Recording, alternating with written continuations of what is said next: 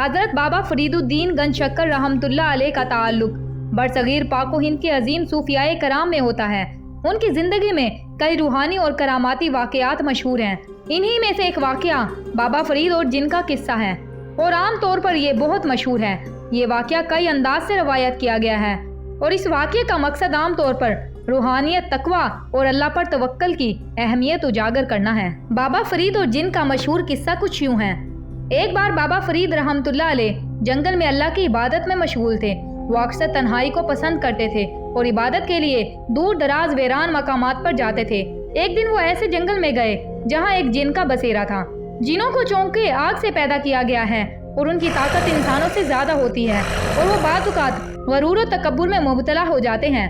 جب جن نے بابا فرید رحمتullah علیہ کو دیکھا تو بہت ناراض ہوا کہ کوئی انسان اس کی جگہ پر آ کر عبادت کر رہا ہے۔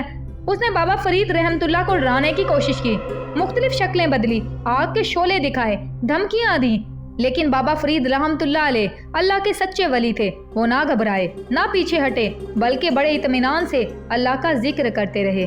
جن جتنا زیادہ زور لگاتا، بابا فرید رحمتullah کے دل میں اللہ کا خوف اور محبت اس کی طاقت پر غالب آتی رہتی۔ آخرکار جن تھک گیا اور حیران ہو کر بولا، اے ولی اللہ، میں نے بڑے بڑے لوگوں کو ڈرایا ہے، تم پر میرا جادو کیوں نہیں چلتا؟